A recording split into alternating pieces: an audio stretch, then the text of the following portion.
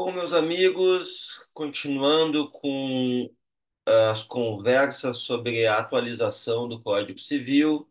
Meu nome é Arnaldo Rizardo Filho, sou diretor do Departamento de Direito Civil do IARGS, o Instituto dos Advogados do Rio Grande do Sul, e vamos para a nossa terceira conversa, e hoje a conversa é comigo mesmo.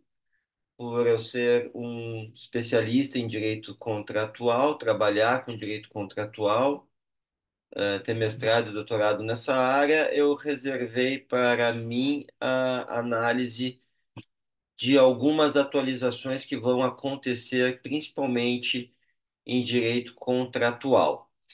E hoje vamos falar sobre, né, a função social do contrato, que tem alterações ou atualizações que são fundamentais para a evolução do direito contratual, principalmente os princípios de direito contratuais, os princípios de direito contratual e a função social do contrato como um todo.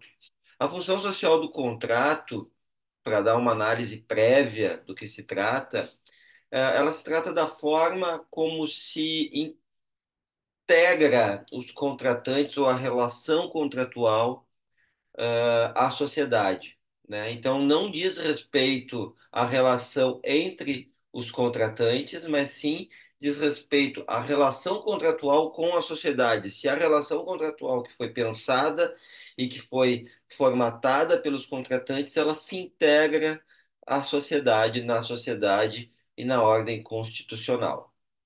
A redação original da função social do contrato, ela está no artigo 421 do Código Civil, que sofreu alguma atualização pela Lei da Liberdade Econômica, Lei 13.874 de 2019. E essa redação ela é no seguinte sentido: a liberdade contratual será exercida nos limites da função social do contrato. Então, a liberdade contratual, a liberdade de contratar, de formatar negócios, de montar negócios, de contratá-los ou contratualizá-los, ela sofre o limite da função social do contrato. No parágrafo único, diz assim: nas relações contratuais privadas, e aí essa realmente é a contribuição da Lei da Liberdade Econômica, o 421, nas relações contratuais privadas prevalecerão o princípio da intervenção mínima e a excepcionalidade da revisão contratual. Veja que esse parágrafo único é altamente problemático, contraditório. Eu, inclusive, acho que o parágrafo único ele atenta contra o princípio do acesso à justiça, né? Ele é inconstitucional. E o que reforça a sua inconstitucionalidade é a própria dinâmica social que existia ali em 2019, quando esse parágrafo único foi instituído. Uh, com a questão do Bolsonaro como presidente, da tentativa de tornar o regime contratual um regime privado, totalmente privado, sem análise judicial, né? O que eu entendo que é inconstitucional. Mas vamos lá. 421 caput, né? Nós temos a ampla liberdade de contratar, e aí se incorpora a isso 425, que é o princípio da tipicidade dos contratos. Mas essa ampla liberdade de contratar, ela tem que respeitar a função social do contrato. E a função social do contrato, quem nos diz que função social é essa, é a Constituição Federal, a partir dos seus princípios, principalmente o princípio da socialidade ou solidariedade. O parágrafo único, então, traz o quê? A impossibilidade ou a dificuldade de acesso ao judiciário, em face de um princípio inventado pela Lei da Liberdade Econômica da intervenção mínima e da excepcionalidade da revisão contratual.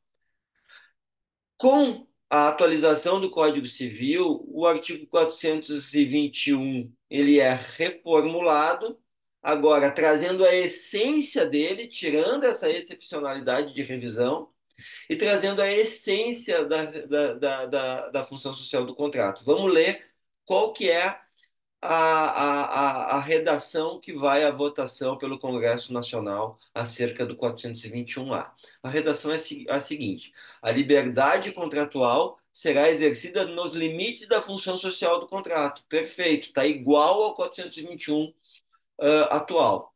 Mas agora vem o parágrafo primeiro e o parágrafo segundo, que são novidades que eles tiram o parágrafo único vigente e substituem por uma redação bem mais técnica, bem mais jurídica, em que carrega uma filosofia de direito privado muito bonita e que põe no lugar certo essa principiologia de direito contratual. O parágrafo primeiro ele vai à votação com a seguinte redação: nos contratos civis e empresariais, paritários e simétricos, prevalecem o princípio da intervenção mínima e da excepcionalidade da revisão.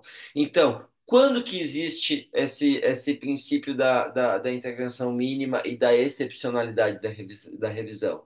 Nos contratos que são paritários e simétricos. Quais contratos que não são paritários e simétricos? Hoje, na economia em rede, nenhum contrato é paritário e simétrico. Vejam bem, franquia, representação comercial, distribuição, plataformas digitais de prestação de serviço, ou até mesmo marketplaces, smart contracts, todos esses são contratos de adesão, são contratos comerciais e civis de adesão, não são contratos de consumo, são contratos comerciais e civis de adesão. Toda plataforma digital, seja marketplace, seja de prestação de serviço, é um contrato de adesão. Toda franquia é um contrato de adesão, o marketing multinível é um contrato de adesão, as vendas diretas de quem revende cosméticos ou roupas são contratos de adesão. Então, toda a economia em rede, que é a nova economia, que é a economia 3.0 e 4.0, ou seja, a economia da terceira e da quarta revolução industrial, são contratos de adesão, porque a nova economia, que é uma economia global, ela precisa da adesão para conseguir padronizar esses contratos e fazer com que eles abranjam grande parte territorial, grandes territórios, às vezes o globo inteiro, né? Então, esses contratos, eles não são paritários e nem simétricos, né? Não há uma paridade de poderes, né? Porque um contratante é aderente, mesmo que ele seja um contrato civil ou comercial, né? E ele não tem uma simetria de direitos simplesmente porque quem adere não consegue modificar o contrato e nem pode modificar o contrato, porque esse contrato vai ter que ser igual a todos os outros franqueados, todos os outros prestadores de serviços vinculados a uma plataforma, todos os outros empresários ou pessoas ou microempreendedores individuais que se ligam a essa nova economia. Então, a gente tem aqui um ajuste que é pequeno, que é colocar entre vírgula paritários e simétricos, o que não tem na parágrafo único da redação atual. Então, na nova redação, o parágrafo único vira parágrafo primeiro, com um entre vírgulas que fala paritários e simétricos. Aí cabe a nós, juristas, advogados, demonstrar quais contratos comerciais e civis não são paritários e simétricos, e aí fica a dica da economia em rede: nenhum contrato é paritário nem simétrico.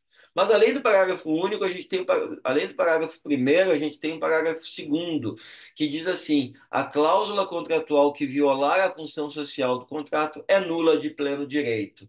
Isso é uma obviedade, a literatura já trazia isso desde sempre, mas agora está na lei, demonstrando que a cláusula contratual e não o contrato em si, como um todo, mas aquela cláusula contratual vai ser nula de pleno direito. É um princípio que é importantíssimo para se manter a socialidade, a solidariedade no regime econômico, no mercado, né?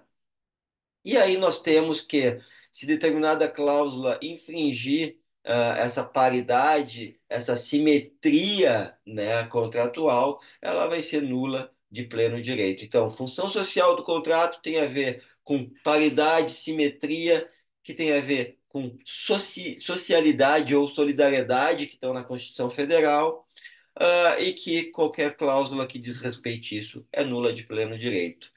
Pessoal, sobre a função social do contrato, é isso que eu queria dizer. Artigo 421, na sua nova redação. Seguimos com as nossas conversas atualizadas sobre o Código Civil e a proposta de sua atualização.